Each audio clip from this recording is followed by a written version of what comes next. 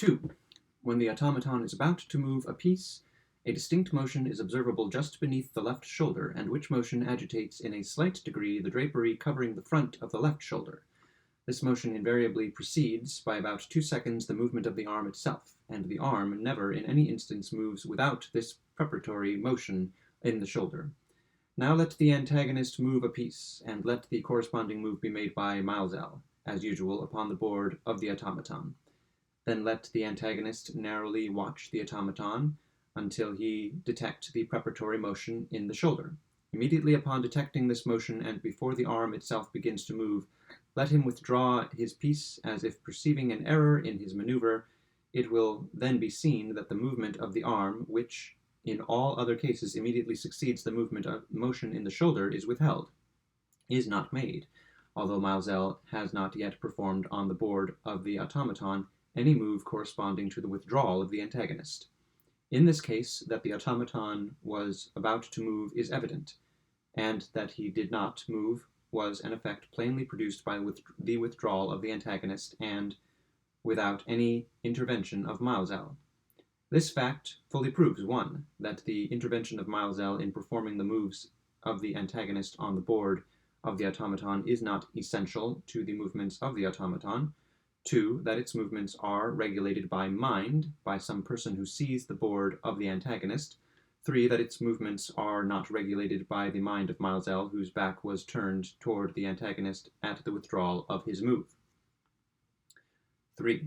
The automaton does not invariably win the game. Were the machine a pure machine, this would not be the case. It would always win, the principle being discovered by which a machine can be made to play a game of chess. An extension of the same principle would enable it to win a game. A further extension would enable it to win all games, that is, to beat any possible game of an antagonist. A little consideration will convince anyone that the difficulty of making a machine beat all games is not in the least degree greater as regards the principle of the operations necessary than that of making it beat a single game. If then we regard the chess player as a machine, we must suppose, what is highly improbable, that its inventor preferred leaving it incomplete to perfecting it, a supposition rendered still more absurd when we reflect that the leaving it incomplete would afford an argument against the possibility of its being a pure machine, the very argument we now adduce. 4. When the situation of the game is difficult or complex, we never perceive the Turk either shake his head or roll his eyes. It is only when his next move is obvious, or when the game is so circumstanced that to a man in the automaton's place there would be no necessity for reflection. Now, these peculiar movements of the head and eyes are movements customary with persons engaged in meditation, and the ingenious Baron Kempelen would have adapted these movements, were the machine a pure machine, to occasions proper for their display, that is, to occasions of complexity. But the reverse is seen to be the case, and this reverse applies precisely to our supposition of a man in the interior.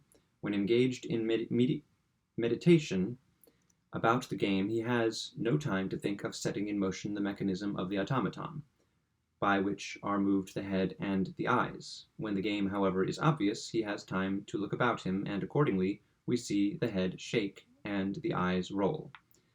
5. When the machine is rolled round to allow the spectators an examination of the back of the Turk, and when his drapery is lifted up and the doors in the trunk and thigh thrown open, the interior of the trunk is seen to be crowded with machinery. In scrutinizing this machinery while the automaton was in motion, that is to say, while the whole machine was moving on the casters, it appeared to us that certain portions of the mechanism changed their shape and position in a degree too great to be accounted for by the simple laws of perspective. The subsequent examinations convinced us that these undue alterations were attributable to mirrors in the interior of the trunk. The introduction of mirrors among the machinery could not have been intended to influence in any degree the machinery itself. Their operation, whatever that operation should prove to be, must necessarily have reference to the eye of the spectator. We at once concluded that these mirrors were so placed to multiply the vision. Some few pieces of machinery within the trunk so as to give it the appearance of being crowded with mechanism. Now, the direct inference from this is that the machine is not a pure machine, for if it were, the inventor, so far from wishing its mechanism to appear complex and using deception for the purpose of giving it this appearance, would have been especially desirous of convincing those who witnessed his exhibition of the simplicity of the means by which results so wonderful were brought about. 6. The external appearance, and especially the deportment of the Turk, are, when we consider them as imitations of life, but very indifferent imitations. The countenance evinces no ingenuity, and is surpassed in its resemblance to the human face by the very commonest of waxworks. The eyes roll unnaturally in the head, without any corresponding motions of the lids or brows.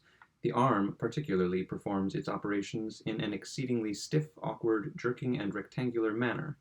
Now, all this is the result either of inability in Maelzel to do better, or of intentional neglect, accidental neglect being out of the question when we consider that the whole time of the ingenious proprietor is occupied in the improvement of his machines.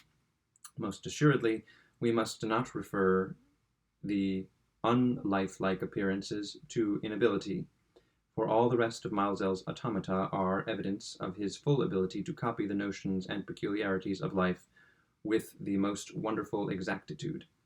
The rope dancers, for example, are inimitable. When the clown laughs, his lips, his eyes, his eyebrows, and eyelids, indeed all the features of his countenance, are imbued with their appropriate expressions in both him and his companion.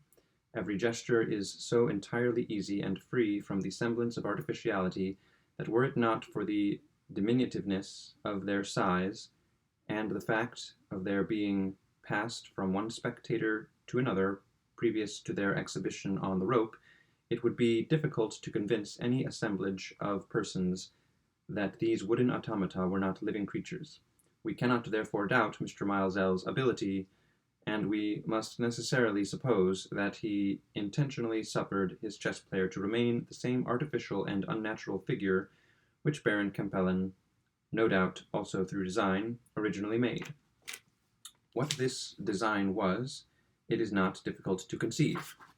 Were the automaton lifelike in its motions, the spectator would be more apt to attribute its operations to their true cause, that is, to human agency within, than he is now.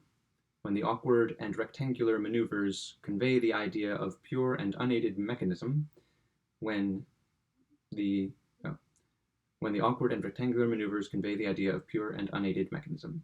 7. When, a short time previous to the commencement of the game, the automaton is wound up by the exhibitor as usual, an ear in any degree accustomed to the sounds produced in winding up a system of machinery will not fail to discover instantaneously that the axis turned by the key in the box of the chess player cannot possibly be connected with either a weight, a spring, or any system of machinery whatever. The inference here is the same as in our last observation. The winding up is inessential to the operations of the automaton, and is performed with the design of exciting in the spectators the false idea of mechanism. 8. When the question is demanded explicitly of Maelzel, is the automaton a pure machine or not? His reply is invariably the same: I will say nothing about it. Now, the notoriety of the automaton and the great curiosity it has everywhere excited are owing more especially to the prevalent opinion that it is a pure machine than to any other circumstance. Of course, then it is the interest of the proprietor to represent it as a pure machine. And what more obvious and more effectual method could there be of impressing the spectators with this desired idea than a positive and explicit declaration to that effect? On the other hand, what more obvious and effectual method could there be of exciting a disbelief in the automaton's being a pure machine than by withholding such explicit declaration? For people will naturally reason thus: it is Maelzel's interest to represent this thing a pure machine. He refuses to do so directly in words, although he does not scruple and is evidently anxious to do so indirectly, by actions. Were it actually what he wishes to represent it by actions, he would gladly avail himself of the more direct testimony of words. The inference is that the consciousness of its not being a pure machine is the reason of his silence. His actions cannot implicate him in a falsehood. His words may. When, in exhibiting the interior of the box, Maelzel has thrown open the door number 1. 9. When, in exhibiting the interior of the box, Maelzel has thrown open the door number 1, and also the door immediately behind it, he holds a lighted candle at the back door, as before mentioned, and moves the entire machine to and fro with a view of convincing the company that the cupboard number 1 is entirely filled with machinery.